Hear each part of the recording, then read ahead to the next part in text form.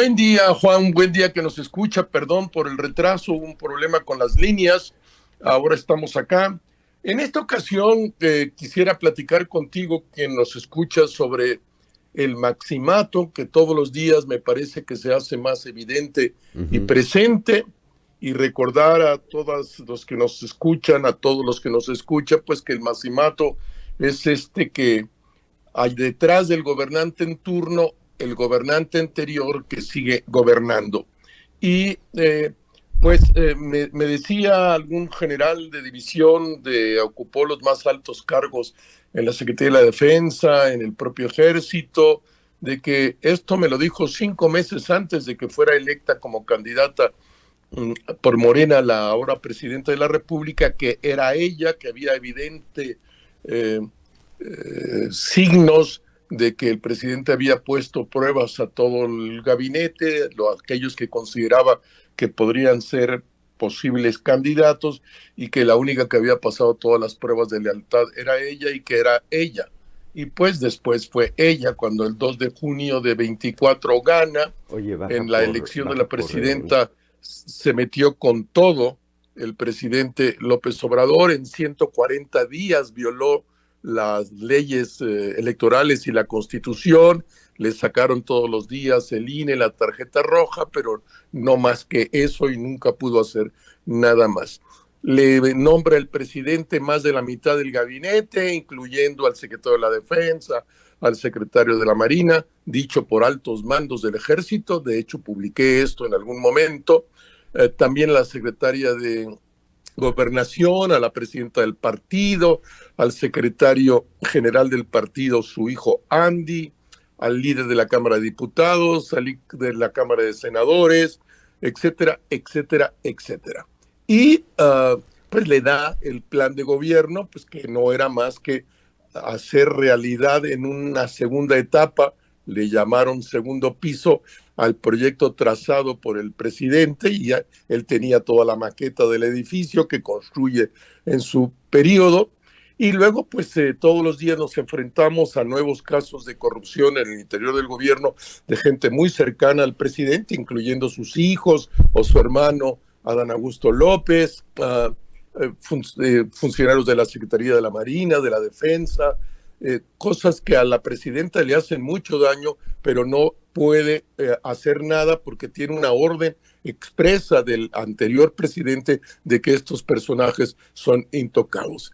Y uno en este horizonte de que todos los días se conforma esta presencia del presidente López Obrador, mandando desde Palenque, en esa residencia que nos mostró en aquel video con pavos reales y un jardín espectacular, eh, que ella, pues hay, me parece, dos posibles respuestas. Una, que ella, como parte del movimiento, como asume que su líder y mentor, por el cual está ahí, eh, pues le merece todo el respeto y debe seguir lo que hace, y no tiene más, lo hace con convicción propia, se siente la continuadora y la orquestadora de la nueva fase de ese proyecto que le deja como tarea su antecesor y líder. Y no le gusta, no lo quiere, pero no tiene la fuerza para poder enfrentarse, o en la correlación de fuerzas ella mide que no le da, y pues se somete aunque no le guste. Y que esa es la condición de poder gobernar en relativa paz y tranquilidad, sin enfrentarse al dueño del poder, al dueño del partido, al fundador de Morena, al que puso a todos los diputados y todos los senadores de esta legislatura. Pues eso sería mi comentario, Juan.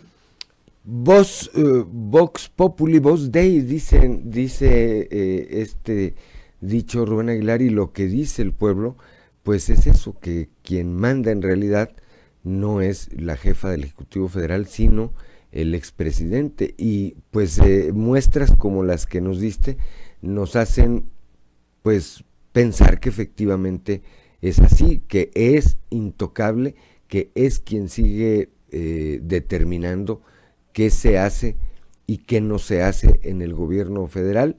se habla de algunas tensiones al interior, por supuesto, de esta clase política, derivadas, hay que decirlo también, por algunas acciones que en materia de seguridad ha emprendido Omar García Harfuch como secretario de Seguridad y como pues el hombre fuerte que consideran en el gabinete de la presidenta Sheinbaum, pero quitando eso, pues la única diferencia es el personaje que todos los días encabeza esta conferencia mañanera. El estilo, incluso el estilo, sigue siendo el mismo, Rubén. Es muy semejante y todos los días pues vemos casos, por ejemplo, días atrás, el que yo considero un genocida, Francisco Garduño, que dirigió el Instituto Nacional de Migración, que lo convirtió en un sistema carcelario, no en centros de apoyo a migrantes, y que estaban encerrados aquellos en Ciudad Juárez y que son asesinados y muertos calcinados, encerrados con llave, nadie tenía la llave. Y es increíble, este señor pues ahora acaba de ocupar una dirección en la Secretaría de Educación, porque eso lo tengo desde adentro, de gente de alto nivel de Morena en el gobierno, muy molestos, porque pues tienen conciencia del crimen que cometió este señor íntimo de los hermanos del presidente López Obrador, y pues lo acaban de nombrar. ¿Por qué? Porque dieron órdenes de Palenque. ¿Le conviene a la presidenta? Desde luego que no. Es que un genocida está en su gobierno, un asesino de migrantes está en su gobierno, Juan. Y pues lo tiene que aguantar y se lo tiene que comer, porque o está convencida de que lo tiene que hacer o porque es extraordinariamente débil e incapaz de enfrentarse a su mentor y líder, Andrés Manuel López Obrador. Así es, o una combinación de ambas, Rubén. Pues gracias, como siempre, Rubén, te deseo una excelente semana, que la pases bien. Platicaremos más adelante, por supuesto. Muchas gracias, Juan, y muchas gracias a quien nos escucha. Buen día. Gracias, son las 7 de la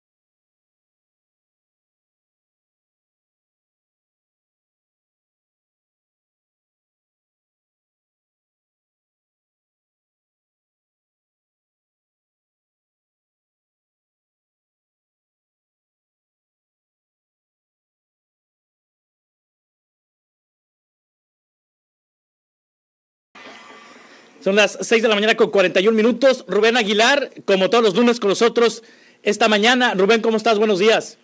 Buen día, Juan Carlos, buen día que nos escucha. Pues en esta ocasión comento contigo y con quien nos escucha el tema de la revocación de mandato. Como sabemos, esto por primera vez puso en la Constitución en el año 2021 y el presidente López Obrador fue a un ejercicio de revocación de mandato en 2022, fue el 18% del padrón a votar, se requiere el 40% del padrón para que sea vinculante la decisión de ese ejercicio, y la presidenta pues ahora está en la lógica de cambiar la fecha oficial consignada en la Constitución, que es que se puede citar a un ejercicio de revocación de mandato después de 3 meses de terminado el tercer año de gobierno, y eso implicaría que sería claramente después de octubre de 27, y la presidenta se quiere meter en la boleta en junio de 2027 y que se compagine ese ejercicio con la elección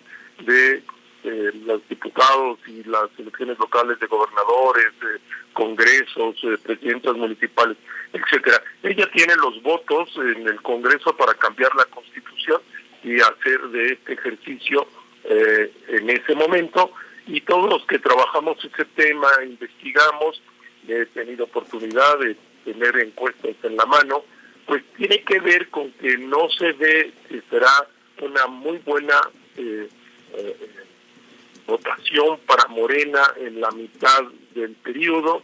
En 27 todos los presidentes les ha ido mal en la elección de medio término, incluyendo el presidente López Obrador, y las encuestas dicen que si ella participara y se metiera en la contienda, el Morena podría tener entre 8 y 10 puntos más todos los cargos de Morena. Y en ese sentido, pues esta es la estrategia. En México, en el ejercicio de López Obrador y ahora en el ejercicio de la presidenta, pues no se sigue la norma que en todos los países donde existe esta posibilidad, que es una decisión, al final una solicitud de la ciudadanía, una solicitud de la oposición que quiere que se vaya el que está gobernando, y en nuestro caso se ha convertido en un ejercicio de reiteración de mandato, un ejercicio de propaganda política a favor del gobernante en turno, Juan Carlos. Sí, Rubén, ¿habría mecanismos institucionales que pudieran evitar que la figura de revocación se convierta en una herramienta de campaña? En principio te diría que no. Si la presidenta va en la boleta, pues seguramente utilizará todas las mañanas, como lo hizo el presidente López Obrador en la última elección, que 140 días seguidos violentó la Constitución, le sacaron la tarjeta roja todos los días el INE, pero no tenía los dientes para poderlo evitar que siguiera hablando. Si viene la reforma como la pretende la presidenta, pues el INE tendrá menos instrumentos, pero no veo ninguna posibilidad, y veo todas las posibilidades al revés, que repita, como en otros muchos campos, las acciones de su líder y mentor López Obrador. Sí. Rubén, ¿dónde te leemos este lunes?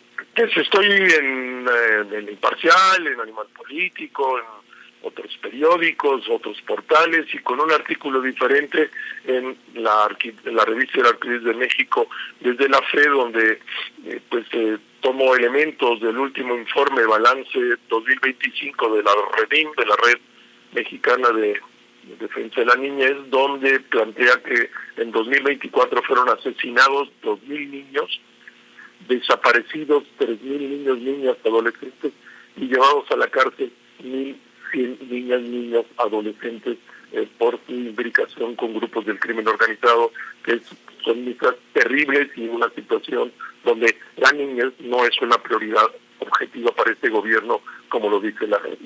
Sí. Rubén, muchas gracias, como siempre. Muchas gracias a ti, Juan Carlos. Un abrazo. Buen día. Igualmente. Son las 6 de la mañana.